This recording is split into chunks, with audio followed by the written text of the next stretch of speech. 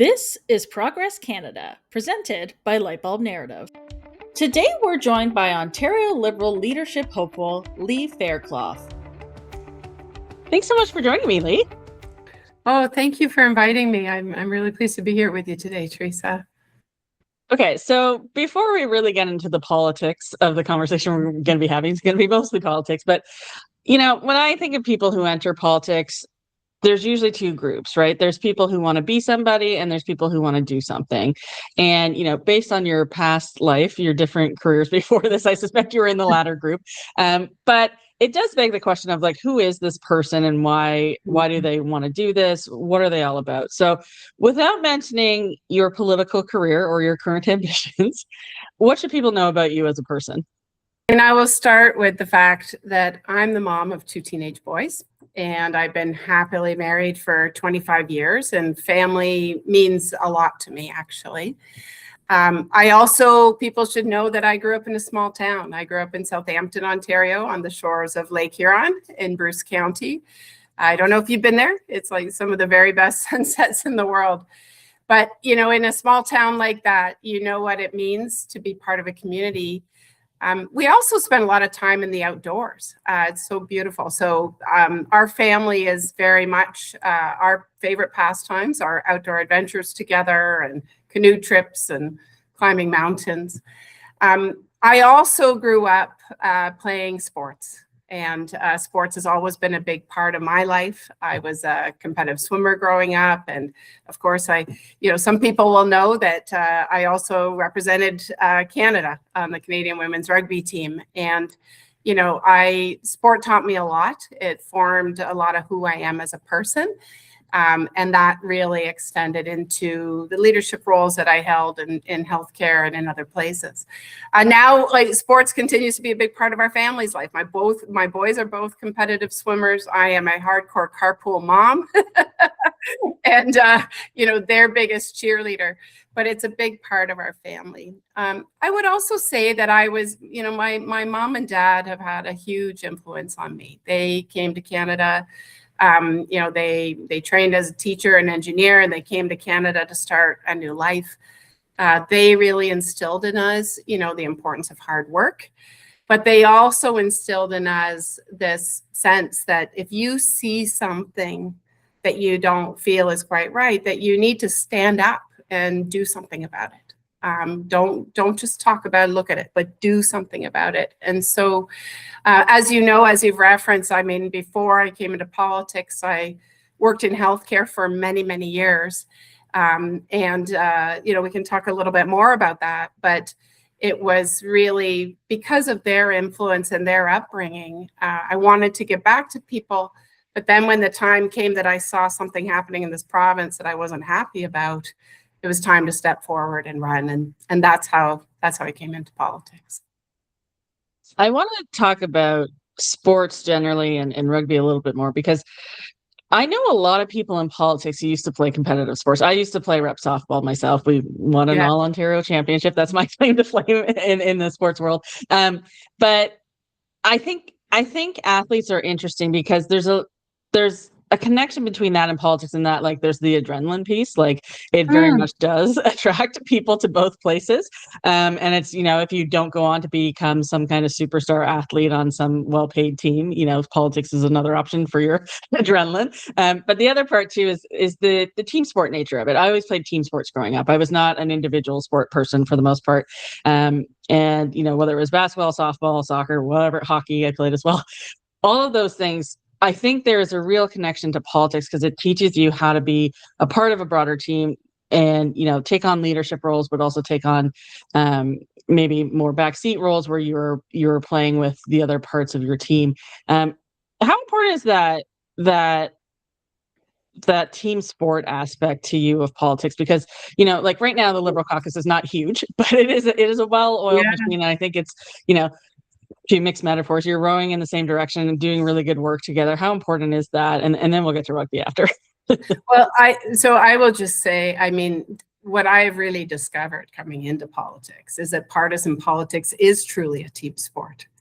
And we need, members of, I think that as a leader for the party right now, We need somebody who knows how to be a really good team player and knows how to lead teams and get the very best out of them. And, that means, when I think about the team that's part of politics, yes, absolutely, it's the caucus and the way that we need to think about opposition and holding this government to account. It's also the team that is the party. And it's the team that is the 124 PLAs across this province, the Young Liberal clubs, the Seniors Commission, the women's clubs. And I think that if we can bring that spirit and that, that drive together, then we really will be able to achieve something great. I often say, some people say, oh, you played rugby, you're tough enough to take on Doug Ford. That's enough for me. And I hear that a lot on the campaign trail. But sports is always, I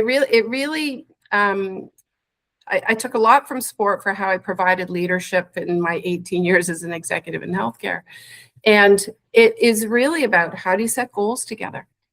How do you do the hard work to reach those goals? How do you win and really celebrate well together? And then when you lose, how do you get up quickly and reflect and get right back out on the field? And that's where we are. We've actually done some reflection as well as Liberals, which is great. We kind of know where we need to go, but we need to get back out there. And so I agree, Teresa, it's the team aspect that is actually going to lead to our success. And right now I feel that we need a leader that's going to help us to do that. How important was rugby for giving you an outlet for female leadership as well? Because I think that's something that isn't necessarily offered to young girls. And what is your preference? Do you like the full rugby, or are you into rugby sevens too? Yeah. So first of all, I will just say I was at that Pan Am, the 2015 Pan Am sevens as well. It was so exciting to host it here in Toronto. I love both. I love the speed of sevens. I played sevens as well. But I love rugby union, which is like the 15 aside. And, part of the reason that I love rugby so much is there is a role on the field for every kind of athlete. So I'm extra tall, as you know, you've seen me. So of course I played in the second row. I played number 8, and those are, those roles are designed for the tallest people in the team. But there's also roles for, if I think about the person who played number 15 for Canada, she was under 100 pounds. She was an unbelievably speedy and an amazing tackler.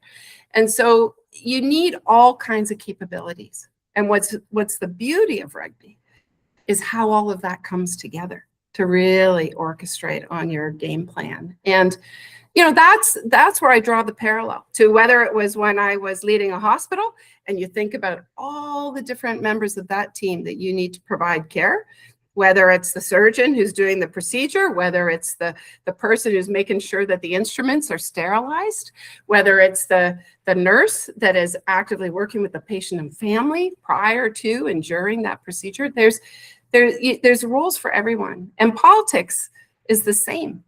Politics is about, how do you bring volunteers together and find just the right way for them to contribute and use all of their talents. So, that's the first thing that I would just say about how does rugby really prepare and translate, into the environment that we're in.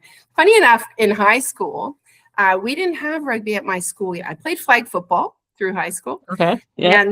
And then rugby kind of came on the scene after that. In fact, the year after I graduated was our first high school team.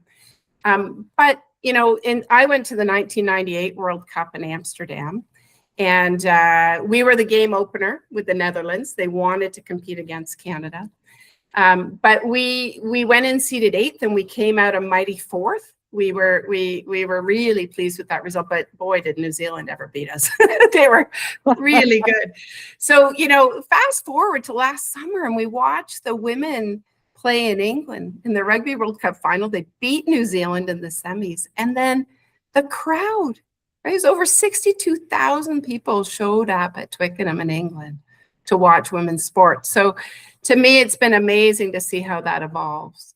And, lastly, the statistics are really interesting around women in sport, women in leadership, women in the C-suite, actually. the proportion of them that were varsity athletes or played at an elite level, like I think it just speaks to how sport trains you for leadership. So now that I've spent 10 minutes talking about things I didn't plan to talk about, let's start talking about politics a little bit. So when someone's running for premier, there's only so many things you actually end up getting to do in government. You only have so much time. A lot of other things come up, and you really have to be sure of what your priorities are going in. What are, the 1, 2, 3 big things that you want to get done should you become premier? Yeah, I think that the reason I want to be premier is the same reason that I got into politics in the first place. We can be doing so much better in this province for people. And, maybe this is a good chance to talk about, how I originally came into politics. And I mentioned I worked in healthcare for 27 years, and I was working as the president of St. Mary's General Hospital in Kitchener, through leading the hospital through the pandemic, but also the regional response in Waterloo, Wellington. And I had a front row seat for how decisions were being made during that time and seeing the impacts of those decisions to our healthcare system. And one day I really hit a turning point where I realized I could not stand by any longer and watch this change happen in front of me. And so I stepped forward and I ran in the 2022 election. It was a good campaign, but we lost by 800 votes. But, fast forward to 2025, and we were successful last year. And I find myself here at the legislature. And, I see that my concerns on healthcare, they're the same concerns on just about every file. We have a government that has spent more than any other government to really deliver the least that we've seen for what people need. And so, I think that it's from that perspective, yes, there's 3 policy issues that I want to address, but the very most important first thing I would do is shift the way that this government is approaching governing. Somehow, this government has convinced the public that their only job is to address the economy. And that is important, don't get me wrong. Like, as premier, that will still be very much front and center. But this government seems to have convinced the public that the other key areas, which are healthcare, education, post-secondary education, that comprise close to 67% of the budget, are an afterthought to them. Now, I was taught that if you're managing a budget and that's the primary part of it, like, you make sure it's successful. So I would shift the tone of government right away to say, how do we see these things that a provincial government is primarily responsible for? How do we see them as investing in people individually, but also see them as an investment in our economic prosperity? Because jurisdictions that do them very, very well, that is the result, actually. So that's the first thing, would be just shifting gears. On 3 big issues, affordability is front and center for people. Young people who are graduating right now are coming out, to the highest unemployment rate that we've seen since the 70s. The recent decision by this government to add, and change the OSAP program and add to that debt, like, that's something I would change right away. And, people are just worried about, can they afford to buy groceries or pay their rent this month? And we need to not just address homelessness, we need to actually get ahead of it and stop people from losing their homes. And we need a government that takes that seriously. That's in every jurisdiction, every community across Ontario right now, whether it's rural or urban, whatever it is. So we need to get quite serious about affordability and have a provincial government that sees clearly what their responsibilities are. The second, no question, as I've traveled across the province, I've been doing a lot of it, is healthcare. People are interested to make sure that they can get access to healthcare, not just for them, but for their families as well. I have older parents. I know that they need to access the health system. I think a lot of people are seeing that. And so getting very serious about how are we making changes to the healthcare system to make sure it's going to be there for them. That the people living in rural communities don't have to look to see if the emergency department's open today, that it is, that they can rely on it again. That we really do need to get back to tackling that. And the other thing on healthcare, it comes back to the decisions of this government to pay far more for the same care with taxpayer money in a private environment than a public environment. I mean, I think the public, every time I talk in communities about this, the public, people are enraged actually about it, as they should be. Yeah. I mean, we talk about you don't need to pay for something with your credit card, you pay for it with your OHIP card. But what kind of place would you actually pay 3 times as much for the same service somewhere? I mean, I don't mind competition, just make the rules the same. This has always been my rant about the private system, because you are putting the cost of the service itself, like there's the staffing, there's the materials, whatever it is, and then you have to add in profit. In what world is that ever going to be cheaper, right? Whether you do it through OHIP or elsewhere, like it does not make any financial sense to me that, profit means you have to add in additional costs, whether it's paid through your taxes or paid through your credit card. You are paying more because they've made this choice, right? That's right. And again, like if even if you do want competition, just make the pricing the same. And so then the other issue, of course, is education. I mean, people are really concerned about it. And we just need to get back to class sizes that are reasonable. My son's in high school and he's got over 34 kids in one of his science classes right now. We need to see the investment in people that will support as an investment in their future, not as a burden to a budget. And we need to support teachers and workers to be able to be successful. And so, the last thing I'll just say on this question, because I think it's such an important question, we need to focus again on the outcomes that we're getting to and value. I mean, this government, they love to make announcements. But if you push, and I push in the legislature all the time on this, how are we making sure that we're getting to something that's different for people? If you're going to put money into mental health care and mental health and addictions, we need a system of care in this province. If we're going to put millions of dollars into it, let's be sure what the outcomes are that we're going to get to for people.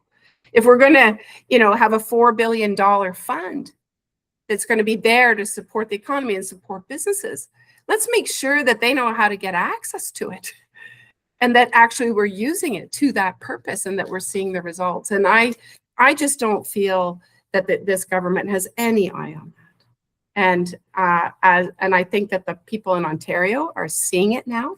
They're seeing all these other choices that with the Freedom of Information law changes, and they're just hiding behind decisions. We need a government, we need a leader that is going to take us forward, have a vision for Ontario, and make sure that we get there.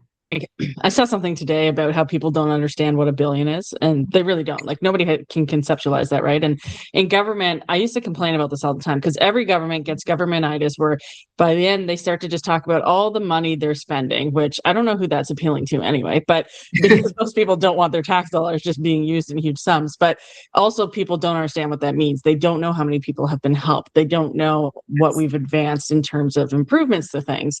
They don't understand any of that. And then we just throw out these big numbers that are meaningless. And in the case of this government specifically, there's real questions about where the money is actually going and if it's actually doing anything, right? At this point in this government's tenure, there's very clear questions about that, even in terms of like federal healthcare transfers. Where has that money gone? We don't know. It's a black hole. So these are really, really good questions to have. And I really appreciate you bringing that up. I do want to talk about the Liberal Party itself. So you mentioned those 800 votes that you came up short the first time. And I think one of the big things that helped you get over the hump and win the second time was, one, yourself and your dedication to winning that riding, but two, the supporters you have locally. You have a really good riding association.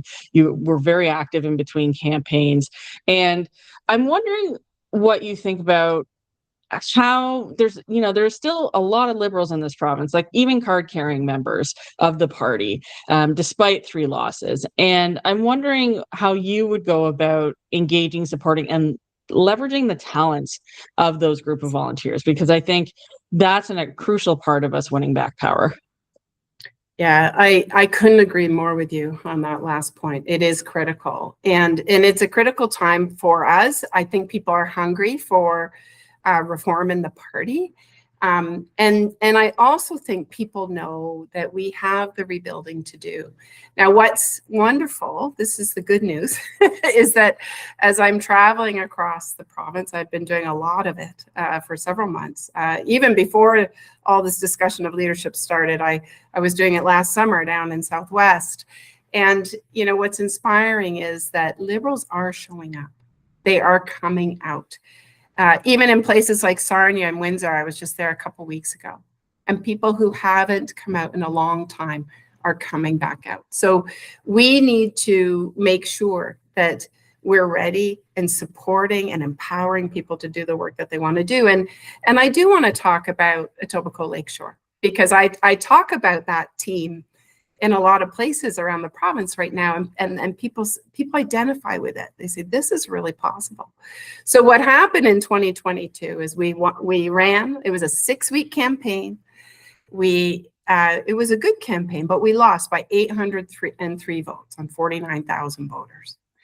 And in the days after that, you know, the team said, Lee, you know, we really want you to be a candidate again. I said, let's not even talk about that right now.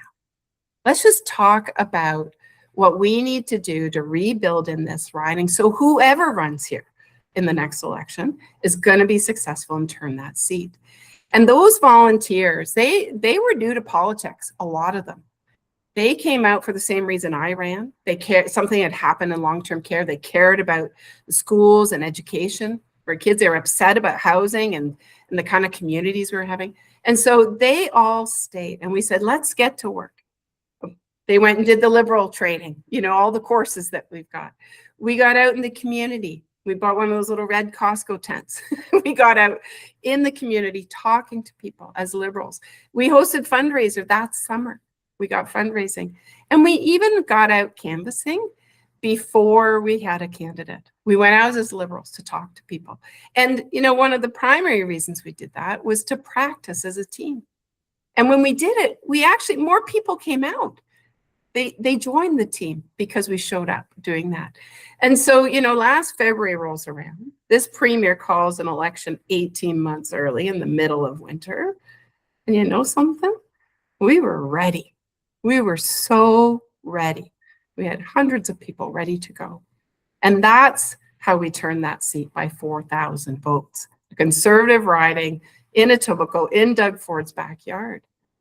And it was a true team win, Teresa. Like, back to our conversation about sports, it was a true team win.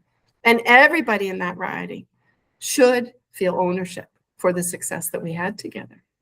So that's, you know, when I look now, we have PLA presidents, we have many people on the ground. We have some ridings that almost won last time. We're very close, and I've been really pleased. I've talked to a lot of them after, and many of them are continuing to do that good, hard work, because I believe it's going to be the work we do between the elections that will make all the difference in the next election. And so, you know, we need to be there to support people to do that. They need to feel empowered to go. I think PLAs are a big part of our future. And as a leader, I need to show up in key moments for them. Other members of caucus, when we show up in communities and we're supporting their community conversations, and then we bring that back to Queen's Park, it's very encouraging to see that kind of connection. And we need to continue to build that. Well, it's interesting because, you know, I interviewed David Peterson not that long ago, and we were talking about how that Liberal government formed and all the work they did. And he was talking about going to communities where only 2 people would show up at the event that they were holding, and he would talk to them. Yeah. And when you're talking about, you know, the 803 votes, I always look at the polls, right? Like, and I don't mean like polling broadly, I mean polls that you go vote at. And when I hear a number like 800, I go, oh, so two voters per poll. That was the difference, right? So when you start to think that way, you go, oh yeah, actually going out and meeting those 2 voters is actually that important, because it does change the game. I do want to talk about appealing to voters who haven't voted for us in the past, You may call them swing voters, you may call them former conservative or NDP voters, whatever it is. Yeah. They are historically, like, where we are right now, we do need to attract people from other persuasions because we clearly do not have them yet. And to form government, we will need to get them on our side. And if you look at, McGuinty years, Peterson years, Wynne years, all of those years, we have flipped seats in order to form government. So we've obviously done something that has reached out to voters who found something attractive in other parties before. You're in Etobicoke-Lakeshore. You're in the heart of Ford Nation. Etobicoke is Ford Nation, right? And you were able to flip that seat despite him having a majority win. I think there's probably something to learn there. What do you think it is? Yeah. I think that what I've learned since I come into politics is that politics is about people and politics is about trust.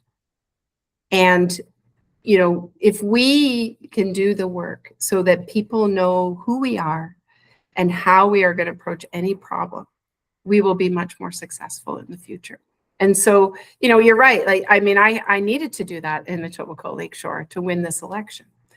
And, I think that it's going to take getting into communities on the ground between the elections so that people know how we would approach any problem. And I don't think that showing up on doorsteps for 4 weeks with really great ideas for policy, which we always have as Liberals, is going to be sufficient.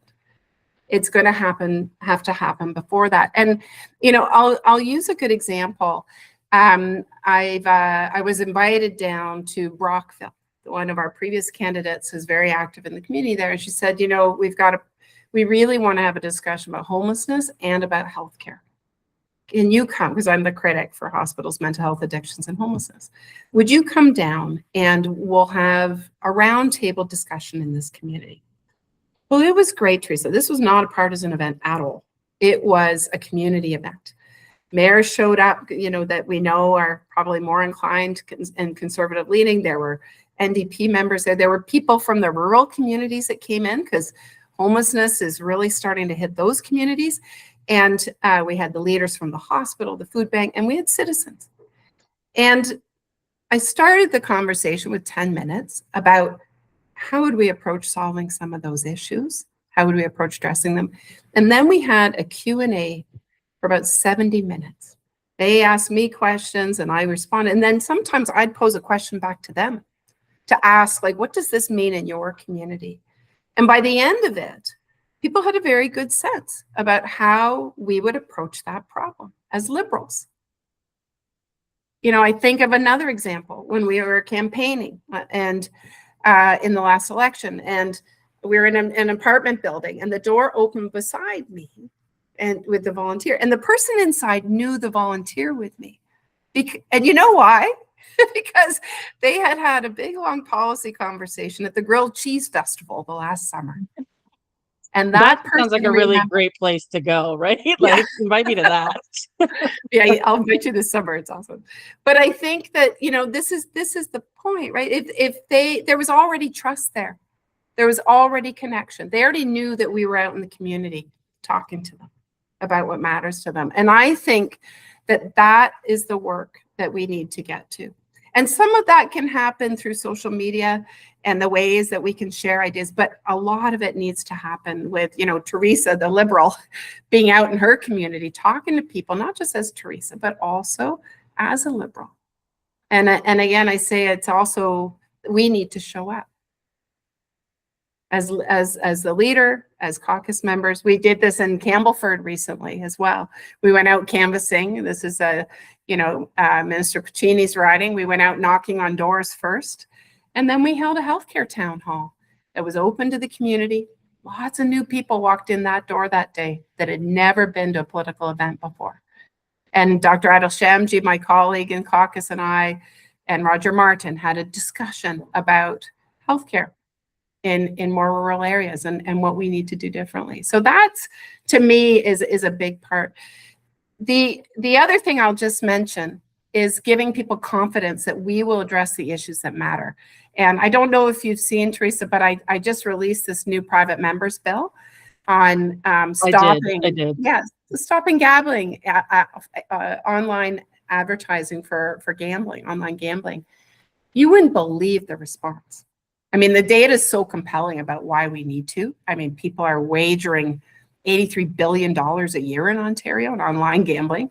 The calls to Connects Ontario have just skyrocketed, especially for young people seeking help for gambling problems.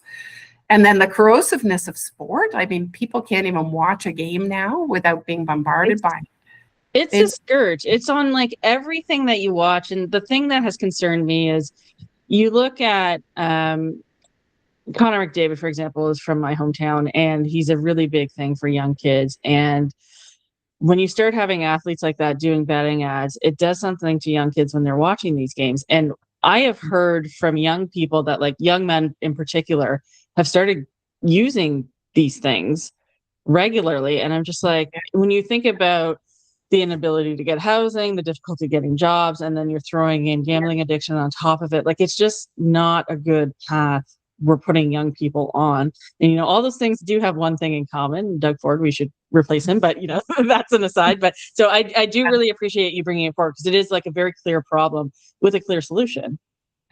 It is. And you're right. I mean, this was created by the Ford Conservatives. They privatized in 2022, which opened up the market. And so even all those wagers now, it's not even staying in our country. Like it's international. But I think, you know, I use it as the proof point, because as I was up in Thunder Bay last week, I was up in Caledon on the weekend, like people see this as the right thing to do. It's an issue that we need to act on. We don't allow advertising for smoking. We didn't allow advertising when cannabis was introduced. We need to stop this now. And so I come back to, this is in this context of how are we going to swing voters? Well, we're going to swing them not just by saying that the current government is not doing enough, you know, but actually by showing them through compelling examples, how would we do things differently? And this is a good example that we need to tackle. Speaking of governments, I want to talk about the most recent Liberal governments. We had the McGuinty and Wynne years, which was about 15 years collectively. You were on the outside in terms of, you know, professionally, you were not in caucus or, you know, future cabinet at that point. So you did have an outsider's view of how things went in that government, and are able obviously to compare it to the current government as well. What's one thing that we got really right during that time in government? What's one thing that we maybe got a little wrong that we should not do should we gain power again? Yeah, that's a great question. I mean, there's a number of things that we got right to choose from, aren't there? I mean, I think it's interesting. I was reflecting on our education policy during that time as we were debating Bill 101 last week. You know, around, you know, a bill labeled being all about student achievement with having nothing in it for student achievement. And, you know, I think I was reflecting back, my boys are, you know, 16 and 19. So they were among the first classes of all-day kindergarten. And, you know, when we go back and we research, what was the impact of that? Well, very direct results, right? On scores in achievement in reading and math, but also economically. Like, it made a difference to families, and it kept more women in the workforce, you know, which is a really important issue to me. I've always watched that policy over time, but it kept more people in the workforce. So this is like a great policy, right? It benefited our kids, and it's like a great proof point for like contributing to our economic prosperity. So I think that's one that's a great example. And now, again, I say my son's in high school, and we've got more than, 34 kids in his science classes, and the junior schools, it's the same. So, that's something that I think we did well. I would just say the other thing I felt we did really well in the healthcare system was we introduced accountability around outcomes, and we measured outcomes, and we reported on them, and we knew what we were trying to get to. And I remember being a young person in the healthcare system, remembering that very vividly, the difference that it started to make. All that's been pulled down, of course. We have hallway healthcare that's grown only under this government, but the solution is to stop measuring it. So I was going to say, because when you're managing a hospital, like there is a view from management consultants and stuff that, you can only change what you measure. And if you're not measuring it, you're not going to figure out what's wrong, how you can make improvements, all those kinds of things. And the McGuinty and Wynne Liberals were very big on, surgical wait times. And like, there was all these different metrics that we measured. And to your point, Doug Ford's solution has been, oh, the numbers are bad, let's just stop counting. And, that's not going to actually improve anything.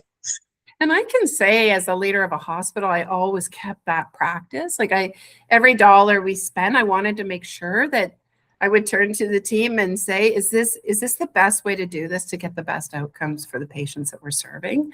It was a mindset that kind of came from that time. And so I think that was a positive thing. In terms of the things that, we should and could have done differently, and now need to make sure that we're addressing. I think that, the Liberal government was in power for a very long time. And, a lot of the decisions kind of pulled away, became very centralized, as they do when governments have been in power for a long time.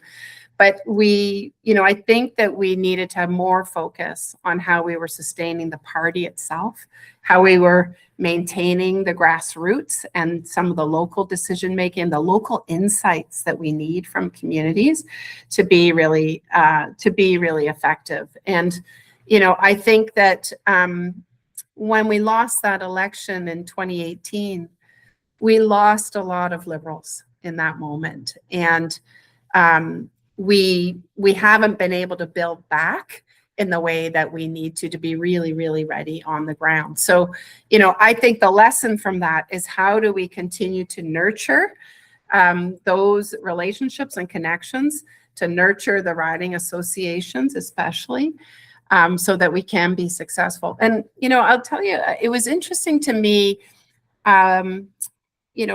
when I was an executive in healthcare, I wasn't actually allowed to be involved in highly partisan activity, and to sign that I wouldn't be.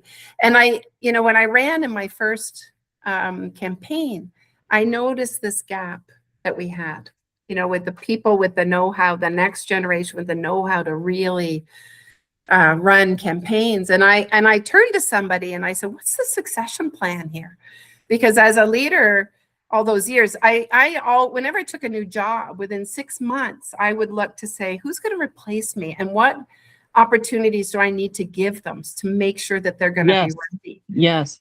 And I feel that that's, that very practically, we need to turn our attention to that. And even as I'm building the team to support me in this leadership ed, I have looked to some of that, those other generations, to make sure that they've all worked on leadership campaigns before, but the leadership roles themselves, really making sure that they're going to get those opportunities, supported, coached by all the amazing experienced people we have in this party. But we have to invest in that. So, I hope that the other lesson I would just say of the last 8 years is, we need to be unified.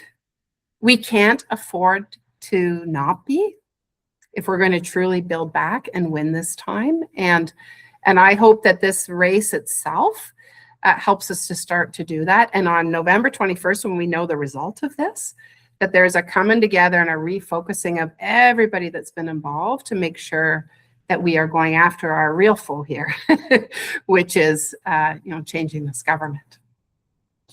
I really appreciate the piece about, intergenerational mentorship and planning successions. And I'm a Pearson Liberal. When I think about his government, there are multiple prime ministers in his cabinet, right? Like, he thought about, what does the future of the party look like? How can I bring in new talent? Yeah. And, the next 30, 40 years of the party was from his cabinet, more or less. And I think about that a lot, because I do think that is, if there is one thing that we really did wrong in government, I think it is that piece. This is the other piece of governmentitis. You start to think, oh, well, we're just in government forever. We don't need to think about these things. We don't need to actually train people to become the leaders of the future, yada, yada, yada. And that is something that did happen in the later McGuinty years and in the Wynne years as well. And I think that has a lot to do with why we've been in the wilderness for, the last 8 years. I do want to talk about opposition, because you have been outside of opposition, and you've also been inside of opposition during this time. And I think that's a very interesting experience, which you are almost uniquely a part of. Tyler would be another one. What do you think we've gotten right in opposition, and what have we gotten wrong? And are those things tied to when you got there or not?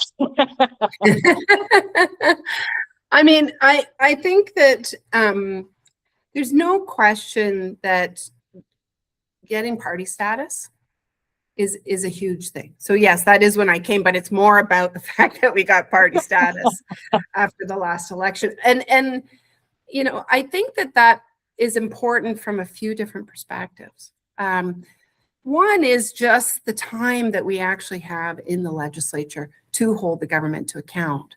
You know, I think about my colleagues when they were independents ultimately before that.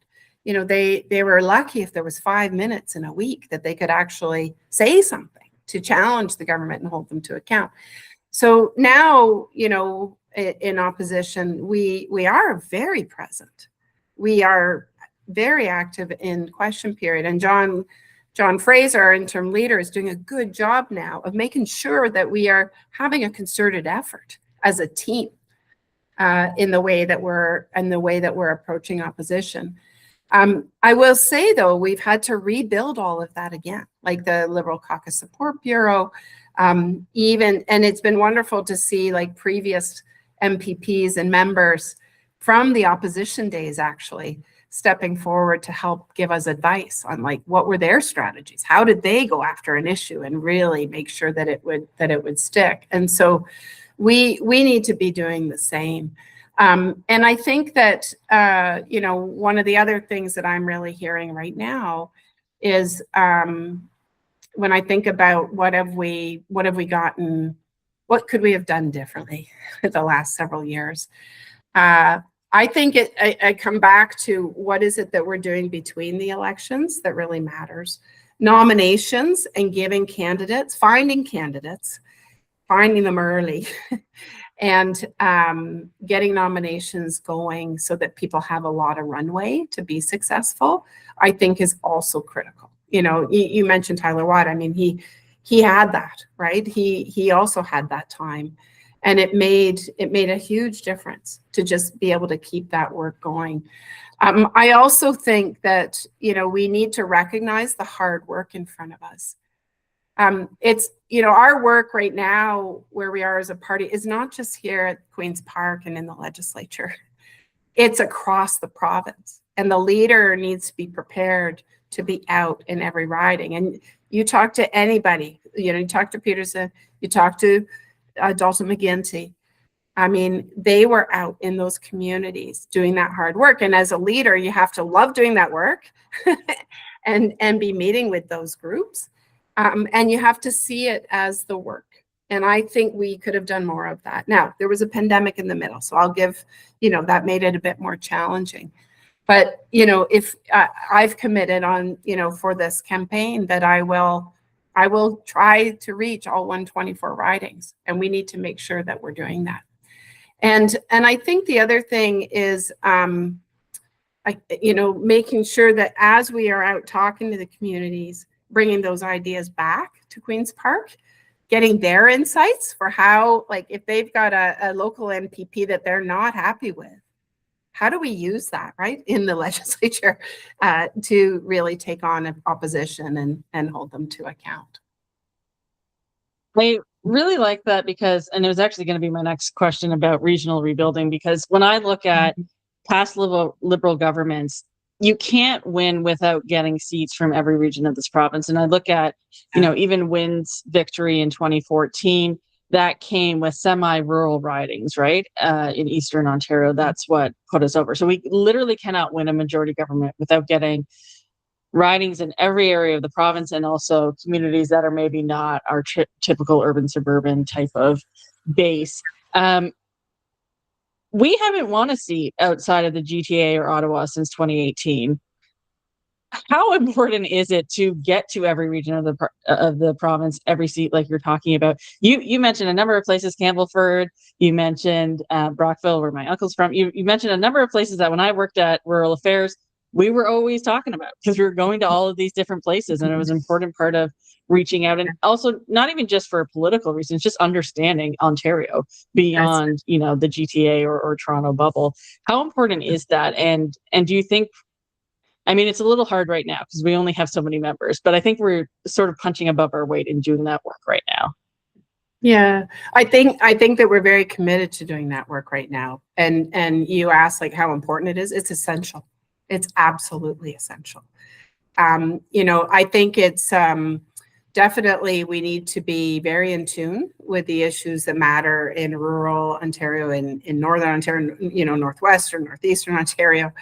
And we, you know, and the way that people will see that we understand that is by showing up, is by being there and understanding those issues. I mean, I find it amazing. I am the furthest west MPP in the caucus in Etobicoke-lakeshore. And we know our roots, right? Our roots were in the Southwest. Our roots were in like the area where I grew up. Historically, the Liberal Party is a rural party in Ontario. That's right. It is. And so, you know, I think that it's getting to those communities, but it's being very clear that we understand their issues. And that as we come to think about the policy that we do run on in the next election, making very clear that we've got that lens on it. I mean, I sit in the legislature all the time, Teresa, and I think about the laws in front of me. I represent Etobicoke-Lakeshore, so I think about it, you know, for my constituents first. But then I look across the aisle at the members that represent the town I grew up in. And I think, how are you supporting this? This does not resonate. Like you know, I talk to the farmers, you know, whenever they're here at Queen's Park, I love to talk to them. And when I'm going out, I'm talking to the farmers. They're not feeling that this government is doing anything to support them right now in weathering some of the storms and the threats from the US, for example. I was just up in Thunder Bay. I went up for NOMA, for the Northern Ontario Municipalities Association meeting. Great example there of where if you try to develop policy from Queen's Park that's only based on one set of data for the province, you're going to miss the point. So in Northern Ontario, many of the mayors up there, when we met with them, they said, you know something, unemployment in our community right now is close to 0%. We can't get enough people. I mean, the stats for Northwest are we need 2,000 people minimum immigrating to that area, either from the south or from somewhere else, just to maintain the current jobs. I visited Confederation College. They could be training so many more people. And we know that if you train locally, they're more likely to stay. So, you know, they were meeting with the government while they were there to say this. And of course, the response was, well, our provincial numbers don't show that. Well, we've got to think about regional policy. We've got to think about some of these regional differences and build it into the way that we're going to address them. And again, for us, you know, how will they know how will they have trust in us that we know those differences? It's by the people that are Liberals locally being really in tune. And then for those of us not from the area, that we show up, that we arrive, that we're there, that we're listening. I went to Kapuskasing with the budget, touring with the budget committee, another good example. Also a great opportunity to look for candidates, by the way, with all the great local leaders that are presenting. But I went to the hospital early in the morning because I always like to check out the hospital wherever I go, and met with the staff. And I said, you know, what are some of the issues that you'd like to see us tackle for people in Kapuskasing? And they said, you know, certainly there was, you know, access to specialists, and they were seeing delays in being able to do that. But the number one thing for them was keeping the road open so that if there were, you know, high risk births that needed to get through, they could get through and they could get the care that they needed. And so again, unless we are getting very in touch with all these areas, you know, we won't be successful. And we have to be. We have to rebuild in all of these areas. I think I'm a really good example of how diverse this province is, not me individually, but where I have lived. I have lived in Toronto. I have lived in Ottawa. I have lived in Newmarket, so a GTA kind of sleeping community. I have lived in Moosonee. And you speak of these like high risk births, like my birth required a helicopter to get across the river, right? Because the hospital is across the river and you're in breakup season, so you can't go across on a boat or a car. And like there's different realities depending on where you live and what's going on. And we don't necessarily think about that in downtown Toronto about, oh, we got to keep roads open for ambulances to get by. And there's only, a small number of them. I've been to Kapuskasing, I've been to Cochrane, I've been to a number of places up there and talked to paramedics in those areas. And it is very, very limited, the resources they have. And you have to be able to make sure you can get by. And the weather doesn't always cooperate with that. So, there's just such a diversity in this province. And you don't know that unless you go out into these communities, and you don't know that unless you build up local relationships that can report into you regularly. So I do appreciate how much you've been traveling, because I think a lot of people don't understand that, either because they haven't done that work before or because they've been in Toronto so long and have forgotten that that's a key aspect of it. Right now, I'm looking at the whole Ford government. A lot of those members, I think, are forgetting that.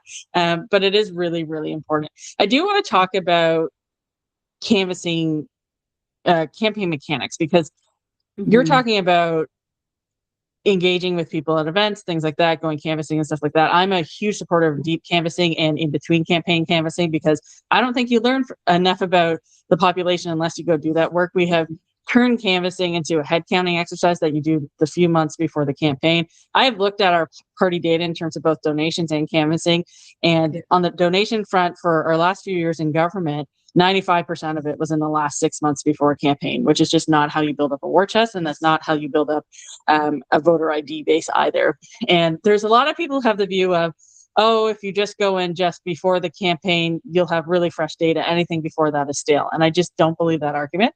I know people move a lot. The average in the US is every 2.5 years people move. So we do have to think about that. But at the end of the day, you're not going to get information from people unless you go get it. So you have to show up. At the same time, I think we are entering a period of digital first campaigns. Our first touch and last touch with voters will be online. Given both of those realities, what do we need to get back to basics on, and what do we need to drag our party into this decade on? Yeah, I think so. Thank you for the question, and I think it's a really important one for us right now. We need to modernize the systems that we're using to support our party. I mean, we have some real basics, like an easy way to know if you're a member or not, an easy way to know where you're at in your fundraising, like your cap for how much you can donate in a year. Those are things that I think that we can put in place, and it's going to take a leader that has it on the priority list to help everybody make sure that it happens. I think that in terms of your comment about campaigns and digital, we absolutely, social media needs to be a big part of the way we're reaching people, the way we're reaching people where they are at. I mean, I've been so inspired by the number of young Liberals that are getting involved in the party right now, and some of the skills and expertise that they're bringing to that in a way that's going to appeal and draw other groups in. But from a pure campaign perspective, I am a believer that you need both.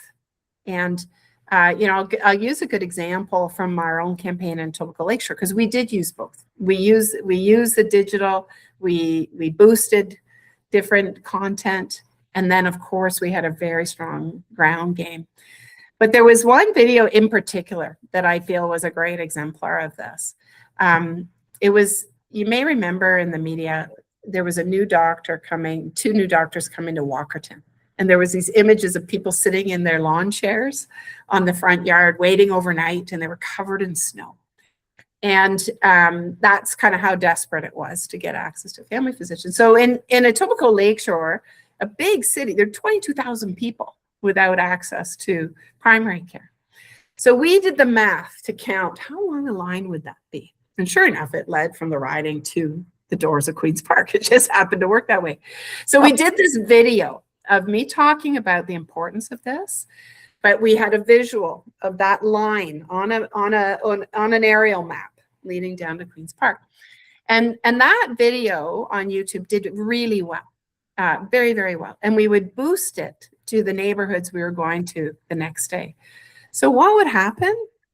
I would knock on the door would open, and they would say, "You're Lee Fairclough.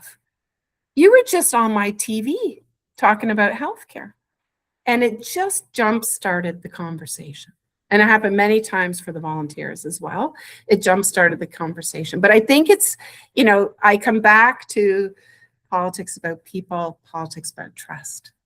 We need to be thinking about how are we using that content in a way that they are getting to know who we are, what our values are, and how we would approach solving any problem. And I think if we do it that way, we have to do it in an entertaining way to grab people. There's no question about it.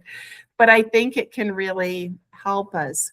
And especially, I think door knocking in rural communities, I just did it 2 weeks ago, in Campbellford. Like it is different, right? Than in very big cities or and even more rural and remote areas, like it's even tougher. So the digital part of the way we approach campaigns has to be part of it as we move ahead.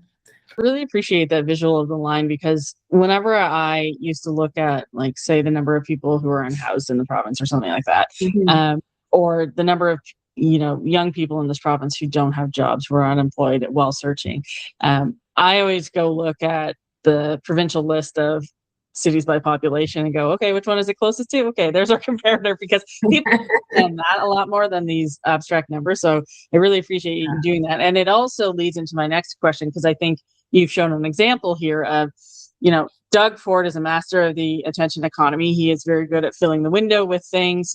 His campaign manager is over in BC right now, so he's thrown a lot more things out than normal to distract everyone from his very bad record on the economy, on healthcare and education. But he's very good at grabbing attention. Like, he's been the star of the last month, I would say, politically, in terms of focus of the media and of voters on the various things that he's thrown out the window. What would you do to grab the Ontario's political agenda back from him and to pull that attention back? Because I think that video is a really good example of doing that. And I think we're not going to win the election unless we're able to steer the conversation around what the agenda should be. Yeah, so I agree with you on that, and on issues, again, that matter to people. But I would start by saying I think that Doug Ford antics are starting to wear on people. I mean, I think that it's clear to me people are starting to lose confidence. People are really frustrated by these recent decisions, like whether it was, the gravy plane. But I can tell you, before that, I was getting so many emails about the Freedom of Information law changes. Like, people are just seeing that there's bad decisions happening and they want to hide from them, including the Premier. He wants to hide from whatever is on his cell phone. And so I think that people are frustrated by that lack of transparency. And so I think that people are going to be looking for, an alternative that will stand up and hold Doug Ford and the Conservatives accountable for that behavior. And then they're going to want to see a government, a potential government that is going to take all those issues very seriously. And, I think that we can be a very sharp contrast to Doug Ford and in the kind of vision that we see, the kind of issues that we're going to tackle, the way we would come to them. I mean, I used the example of online gambling earlier. I think it's a good example of something that we will take on and we will make sure that we tackle them. And, I think that Canadians in particular, I was so heartened by the response to electing a Prime Minister, Mark Carney. Is a serious guy that knows what to do. And I think that we can be that as well. I believe that that people have an appetite for change in this province. I have heard it directly, and not just from Liberals. I have heard it very directly in all corners of this province.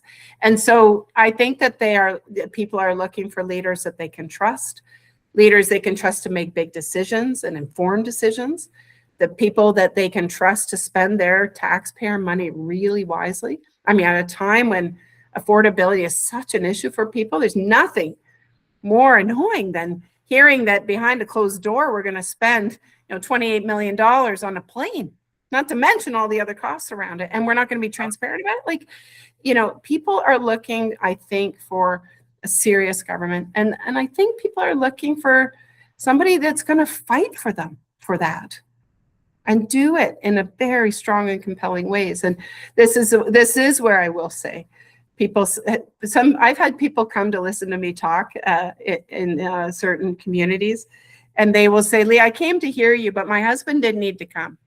He heard that you played rugby for Canada, and that was enough for him. You're tough enough to fight for what people need. You're tough enough to take on Doug Ford. But, back to all the things we talked about earlier, you also will know how to do it with a team and make sure that we're successful.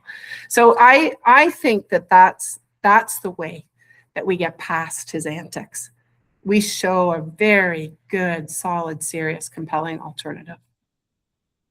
Okay, so because I promised to get you out on time, my last question is just, what's your 30-second elevator pitch to members come November, because they're going to be the ones voting for leader, and where can people go to find out more about your candidacy? Well, I think that, right now for the Liberal Party, we need a leader who wakes up every morning wanting things to be better for people in Ontario and wanting these important things that we hold dear, like our healthcare system, education, like addressing affordability in real ways, that they know that they will wake up every day wanting those things to be successful. I think that Liberal voters are tired of being ignored, tired of the Conservatives, and it takes somebody who's going to be ready to fight for better, and I will be able to do that. I also think at this moment in time, we need a leader that is a true team player and that knows how to lead teams. Partisan politics is a team sport, and we will be successful when we work as a team to achieve that. And, as somebody, again, who has, led hospitals through some of the worst times, I believe that right now is the moment that I need to step forward and contribute those skills and abilities. I was not a person who at 15 wanted to be premier one day. I wasn't. But I am a person that sees a point in time where I feel that I can contribute in a way that will help our party and help our province to be much better and grow and rebuild and sustain that rebuilding long past this leadership race. And so with that in mind, I ask for people's support and to put their confidence in me, and to find out more about our campaign and to join us. You can reach us at leefairclough.ca, and you'll also see me in your community before too long. So I look forward to seeing people in person in communities across this province. All right. Thanks so much for joining me, Lee. Thank you. This has been a lot of fun, Teresa. You've been listening to Progress Canada, presented by Lightbulb Narrative, a Canadian-owned company specializing in strategic communications, narrative development, and content creation. Our music today was composed by Elliot Middleton.